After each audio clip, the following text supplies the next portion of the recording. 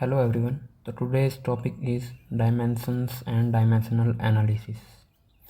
We have studied in the previous lectures what is physical quantity. A physical quantity is anything that can be measured and expressed in terms of a number and a unit. Examples length, mass and time. ये हमने कर लिया था. आज हम करेंगे what are dimensions. तो dimensions क्या है? Dimensions of a physical quantity are the powers to which the base quantities are raised. इसका सिंपली मीनिंग है कि जो हमारे पास बेस क्वांटिटी है उसकी कितनी पावर हम करेंगे, कितनी पावर रेज करेंगे कि हम किसी फिजिकल क्वांटिटी को रिप्रेजेंट कर पाएँ. बेस क्वांटिटीज़ जो फंडामेंटल क्वांटिटीज़ हैं हमारे पास, mass, length, time, electric current, temperature, amount और ल्यूमिनस इंटेंसिटी. अब इसका जो डायमेंशनल फार्मूला है वो बनेगा m. लेंथ के लिए l, टाइम के लिए हम t, ये वाले ब्रैकेट हम यूज़ करेंगे. उसके बाद इलेक्ट्रिक करंट के लिए a. आपको पता है इलेक्ट्रिक करंट की जो SI यूनिट है हम बोलते हैं उसको क्या, एम्पियर. टेम्परेचर के लिए केल्विन है ना, के यूज़ करेंगे. अमाउंट ऑफ सब्सटेंस के लिए एन यूज़ करेंगे कैपिटल्स में. और जो भी आप लेटर यूज़ करेंगे डायमेंशनल फार्मूला के लिए वो हमेशा ही कैपिटल होएगा. ल्यूमिनस इंटेंसिटी के लिए यूज़ करेंगे जे. तो स्पीड का फार्मूला है डिस्टेंस अपॉन टाइम. तो डायमेंशंस क्या बनेंगे, डिस्टेंस क्या है, लेंथ है ना एक डिस्टेंस, तो ये एल और टाइम के लिए ये टी. तो एल टी -1 और इसको हम ऐसे रिप्रेजेंट कर सकते हैं एल टी -1 और ये ब्रैकेट्स, ये हैं स्पीड के डायमेंशंस. या फिर हम अगर बोल रहे हैं ये किसके भी डायमेंशन हैं, वेलोसिटी के भी डायमेंशंस सेम ही होंगे. अब कुछ कॉमन डायमेंशनल फार्मूला देख लेते हैं. ये एल टी -1 स्पीड के डायमेंशंस हैं. एक्सेलरेशन एल टी -2, इनको ऐसे लिखेंगे सभी के सभी. प्रेशर के डायमेंशंस हैं M L -1 T -2, M -1 L 3 T -2. अब इसको प्रोनाउंस कैसे करेंगे. फॉर एग्जांपल अगर हम फोर्स के डायमेंशंस ले लेते हैं,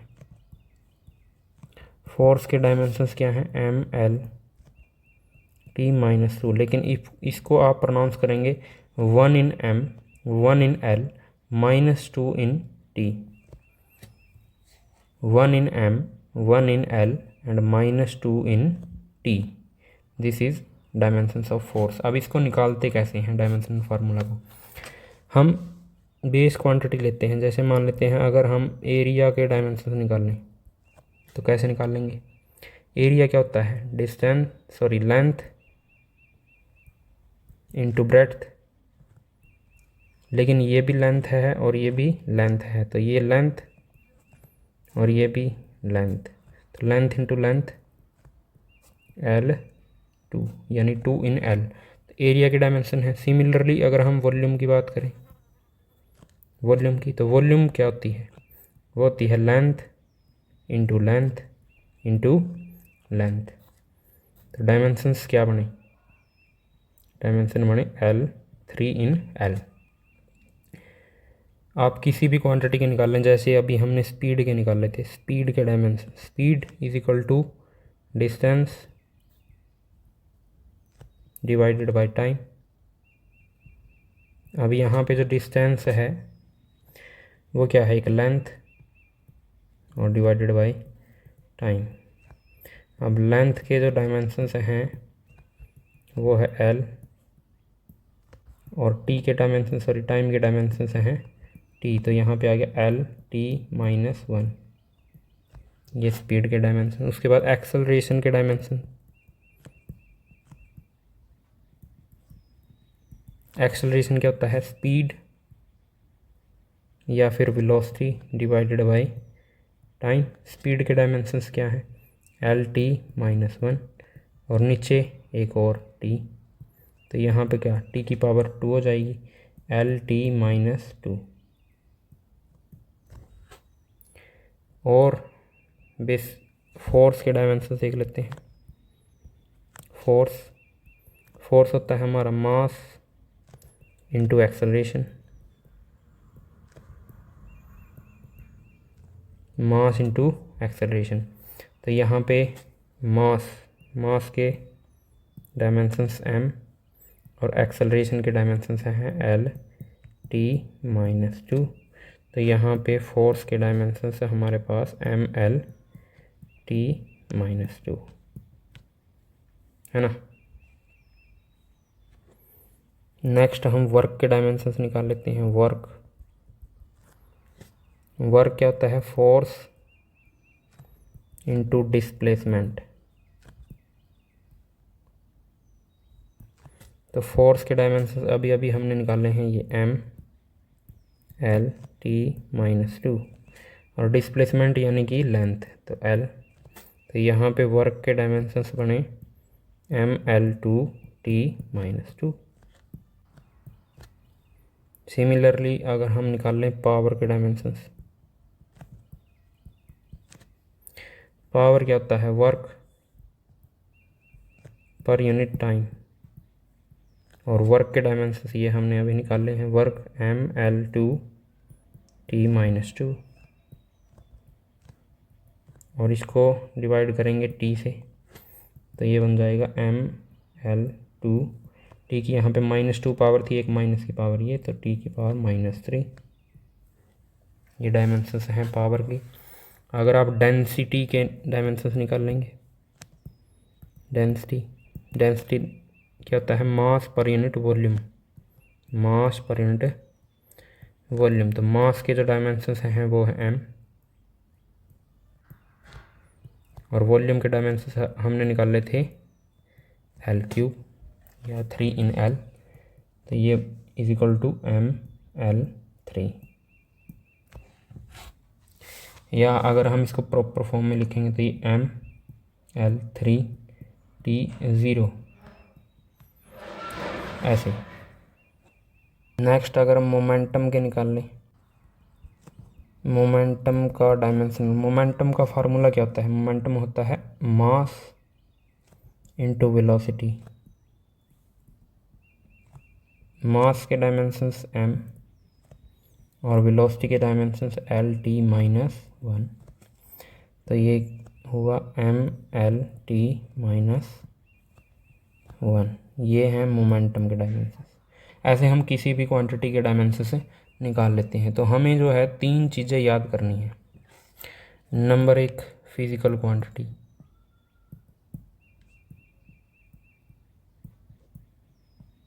सेकेंडली उसका फॉर्मूला, थर्ड उसकी यूनिट्स, फोर्थ उसका डायमेंशनल फार्मूला।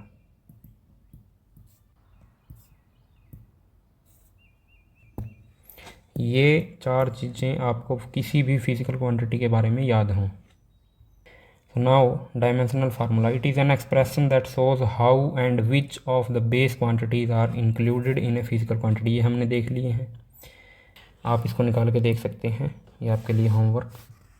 अब यूज़ क्या है डायमेंशंस के यूज़ क्या हैं वो देखना है। Checking the correctness of a physical equation, कोई भी फिजिकल फार्मूला है हमारे पास, जैसे ही आपने इक्वेशन ऑफ मोशन पढ़ी होगी S = ut + ½ at²।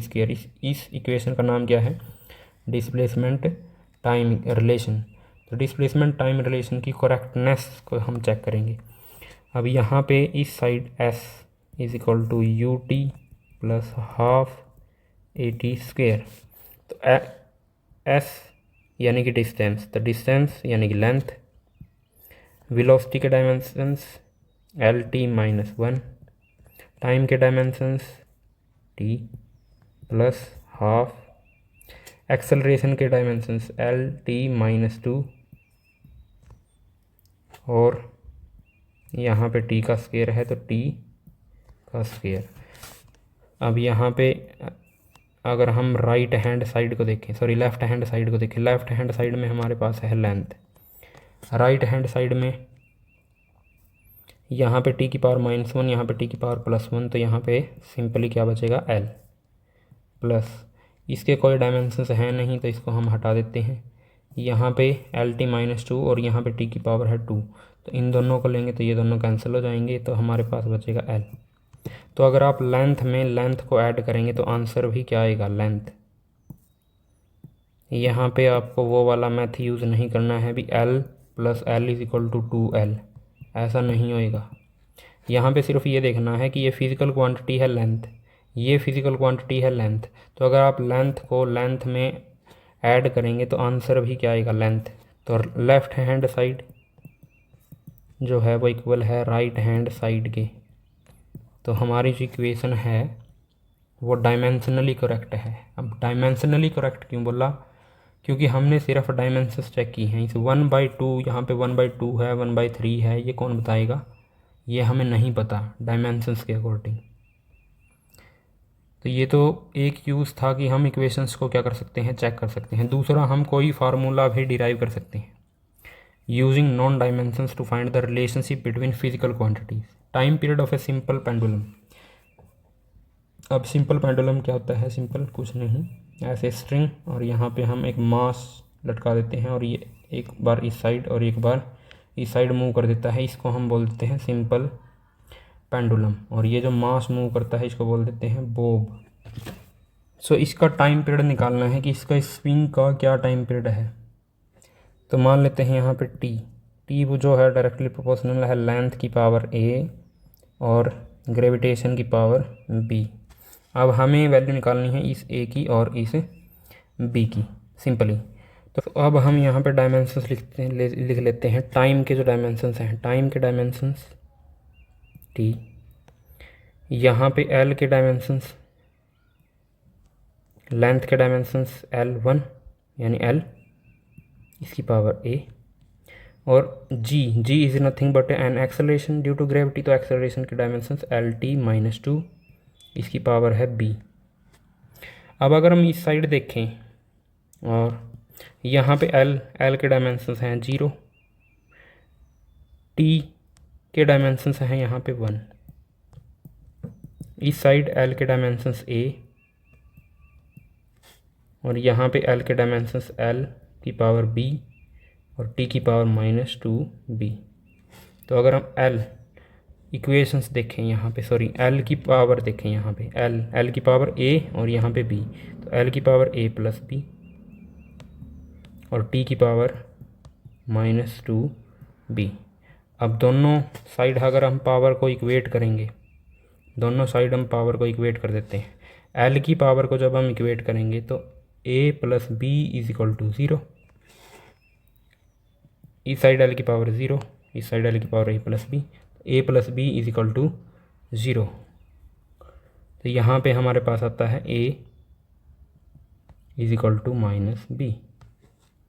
अब t को इक्वेट कर लेते हैं, t की पावर को, t की पावर को जब हम इक्वेट करेंगे तो -2b = 1, इस साइड -2b और ये है हमारे पास 1, तो -2b = 1। तो यहाँ से b की वैल्यू आ जाती है -1/2 और इसका नेगेटिव है, सॉरी इसका पॉजिटिव है a, तो a की वैल्यू 1/2, b की वैल्यू -1/2। इसको अगर हम इसमें पुट कर दें फार्मूले में तो हमें क्या मिलेगा। अब इस फार्मूले में हम पुट करेंगे a की वैल्यू, यानी t is directly proportional to L। a की वैल्यू है हमारे पास 1/2, L की पावर 1/2 और यहाँ पे g की पावर है b, दैट इज़ -1/2। तो यहाँ पे t is proportional to √L और g की पावर माइनस में है तो इसको नेगेटिव में यानी नीचे लिखेंगे। तो ये आ जाता है formula, t is directly proportional to √L/g। ऐसे हम किसी भी डायमेंशंस का यूज़ करके फार्मूला भी डिराइव कर सकते हैं। थर्ड जो है वो है converting units from one system to another, एक सिस्टम से दूसरे सिस्टम में यूनिट को कन्वर्ट करना। तो dimensional analysis can help convert a physical quantity from one system of units to another system without changing the actual physical quantity. Actual physical quantity को बिना change किए हम क्या कर सकते हैं, एक सिस्टम से दूसरे सिस्टम में कन्वर्ट कर सकते हैं। अब इसके लिए n1 हम ले लेते हैं numerical value in first unit, u1 हम लेते हैं यूनिट इन फर्स्ट सिस्टम, उसके बाद n2 numerical value of second system, u2 is unit in second system. For example अगर हम n1 की बात करें, मान लेते हैं मैं यहाँ पे लिखता हूँ 1 metre is equal to 100 centimetre. तो यहाँ पे ये जो 1 है ये है n1 numerical value in first system, और ये m जो है ये है u1 यानी कि यूनिट इन फर्स्ट सिस्टम। उसके बाद ये है n2 यानी कि numerical value in the second system, और ये सेंटीमीटर जो है ये है यूनिट इन सेकंड सिस्टम यानी u2। तो ये फार्मूला हमारे पास क्या बना, n1 यहाँ से u1 is equal to n2 u2। ये है हमारा फार्मूला कन्वर्जन के लिए। यहाँ पे n1 is equal to u1 sorry n1 into u1 is equal to n2 u2। So हमें निकालना है क्या, हमें ये वैल्यू निकालनी होती है, ये न्यूमेरिकल वैल्यू कि 1 मीटर कितने सेंटीमीटर के बराबर होगा, 100 सेंटीमीटर के। तो हमें वैल्यू निकालनी है n2 की, तो हमें वैल्यू निकालनी है n2 की। तो n2 is equal to n1 into u1 divided by u2। तो डायमेंशंस में 3 चीज़ें हमारे पास, लेंथ, मास एंड टाइम। तो हमें वैल्यू निकालनी है n2 की, n1। तो यहाँ पे यूनिट लेंथ की यूनिट, मास की यूनिट और टाइम की यूनिट, इनकी पावर्स a, b और c। अब हम देखते हैं ये पावर्स हमारे पास कैसे आएंगे, आप एग्जांपल से समझेंगे। तो ये जो L1, M1, T1 ये तो हमें पता ही है फर्स्ट सिस्टम की यूनिट है, ये सेकंड सिस्टम की यूनिट्स हैं। और जो A, B, C हैं वो पावर हैं लेंथ की, मास की, टाइम की, जिस सिस्टम में भी हमें फिजिकल क्वांटिटी दी मिलेगी। एग्जाम्पल से समझ लेते हैं। ये एग्जाम्पल है जैसे कि convert 1 dyne unit of force in CGS system to newton SI unit of force. तो हमें दोनों सिस्टम्स में लिखनी है, किस सिस्टम को किस में कन्वर्ट करना है ये देखना है हमें कन्वर्ट करना है डायन को न्यूटन में। तो न्यूटन को डायन में कन्वर्ट करना, सॉरी डायन को न्यूटन में कन्वर्ट करना है। यहाँ पे हमारे पास फर्स्ट सिस्टम है डायन, तो CGS सिस्टम की जो भी यूनिट्स हैं वो उनको हम लिखेंगे 1 में, यानी ये है L1, ये है हमारे पास M1 और ये है हमारे पास T1। उसके बाद ये है हमारे पास SI सिस्टम में L2, M2, T2। फोर्स का जो डायमेंशनल फार्मूला है ये है, तो यहाँ पे M, L, T-2 ये फार्मूला है। अब यहाँ पे जो M की पावर है वो है A, L की जो पावर है वो है B और T की जो पावर है वो है C। तो M की जो पावर है यहाँ पे वो है 1, L की पावर 1 और T की पावर -2। तो हैंस A की वैल्यू 1, B की वैल्यू 1, C की वैल्यू -2। तो सिंपली अब हम फार्मूले का यूज़ करेंगे। फार्मूला हमारे पास क्या है, n2 is equal to n1 into में L1 डिवाइडेड बाई L2 की power A, M1 divided by M2 की power B and T1 divided by T2 की पावर C। यहाँ पे हमने L की फॉर्म में B लिया है, तो इसको रिवर्स कर लेते हैं, इसको यहाँ पे और इसको यहाँ पे। M2 is equal to N1 M1 by M2 की power A, L1 by L2 की पावर B और T1 बाई T2 की पावर C। अब जो भी वैल्यूज़ हैं हमारे पास उनको पुट कर देंगे। वैल्यूज़ N2 निकालना है, N1 की वैल्यू है, N1 की वैल्यू 1 यानी कि 1 डायन। M1 की वैल्यू कितनी है, M1 है 10⁻³ -3 kg। तो m1 है 10⁻³ kg divided by 1 kg। Length है 10⁻² metre divided by 1 metre. Time है 1 सेकेंड, दोनों में ही सेकंड है यहाँ पे, तो सेकंड से सेकंड कैंसिल, मीटर से मीटर कैंसिल, kg से kg कैंसिल। ये 10⁻³ ये 10⁻²।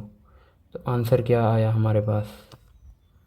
हमारे पास आंसर आया 10⁻³ plus 10⁻² is equal to 10⁻5 and 2 is equal to 10⁻5। Hence 1 dyne is equal to 10⁻5 newton. Negative है यहाँ पे, यानी कि अगर हम न्यूटन को देखें तो 1 newton is equal to 10⁻5 dyne होगा, और 1 dyne is equal to 10⁻5 newton. अगर अब भी आपको समझ नहीं आया, सेकंड एग्जांपल से देख लेते हैं। अर्ज को जूल में कन्वर्ट करना है। अर्ज है CGS सिस्टम में यूनिट एनर्जी की, और जूल है SI सिस्टम में यूनिट एनर्जी की। तो जो फर्स्ट सिस्टम है हमारे पास, क्या? CGS। तो CGS सिस्टम में जो यूनिट है मास की यूनिट वो है ग्राम, तो यहाँ पे आ गया 1 ग्राम।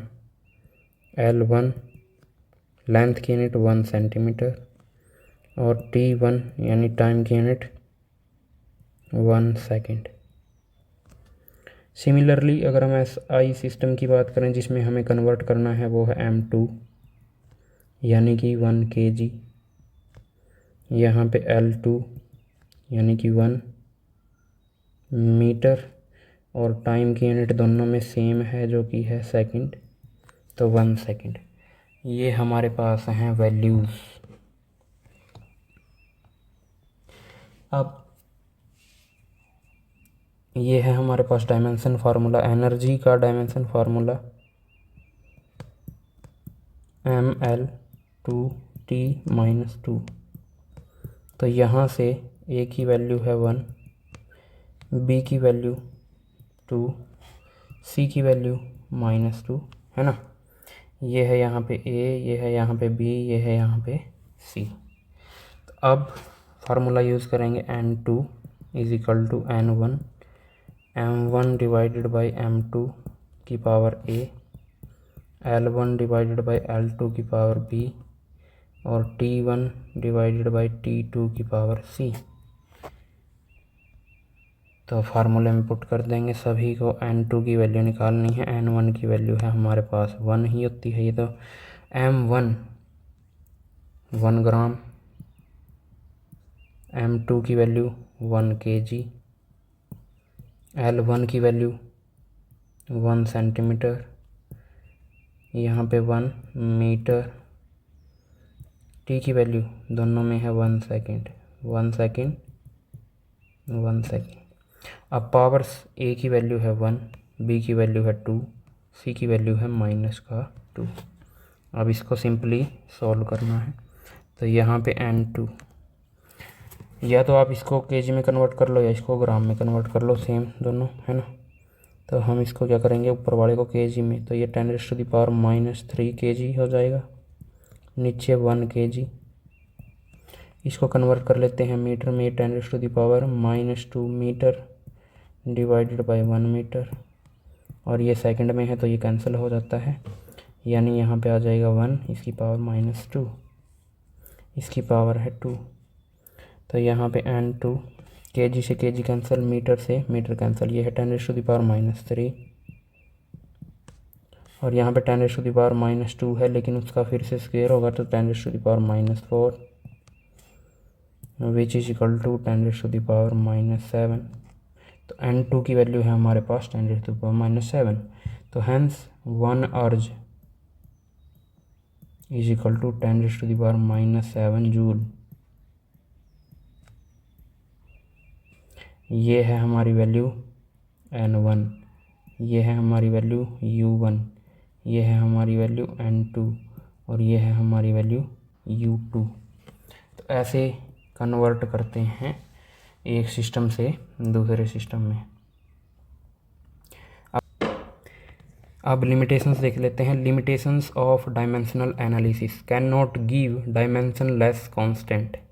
जैसा कि अब हमने फार्मूला कैलकुलेट किया, t is directly proportional to under the root l by g, लेकिन एक्चुअल में जो टाइम पीरियड होता है पेंडुलम का वो होता है t is equal to 2 pi under the root l by g. तो यहाँ पे हमें 2 पाई का पता नहीं चला, यानी डायमेंशन लेस कॉन्स्टेंट की वैल्यू कितनी होगी, 1/2 है या पाई है। जो इक्वेशन में हमने s is equal to u t plus half AT² वाले में देखा था, 1/2 की कोई खास इंपॉर्टेंस वहाँ पे नहीं थी। Can not determine if an equation is fully correct. तो फुल्ली करेक्टनेस हम तभी डिटरमाइन कर पाएंगे जब हमें कांस्टेंट की वैल्यू पता होगी। Can not apply to the equation involving trigonometric exponential and logarithm function, क्योंकि इनके डायमेंशंस नहीं होते इसलिए। तो ये थे डायमेंशंस। तो इस लेक्चर में हमने देखा मेनली डायमेंशंस क्या है और उनके यूजेस क्या हैं। यूजेस में हमने देखा फर्स्ट ऑफ ऑल करेक्टनेस किसी इक्वेशन की। सेकंड हमने देखा था फॉर्मूला डिराइव किया था जो हमने। थर्ड जो है हमारा वो है यूनिट कन्वर्जन, एक सिस्टम से दूसरे सिस्टम में यूनिट को चेंज करना। सो आई होप कि आपको समझ में आया होगा। Thank you.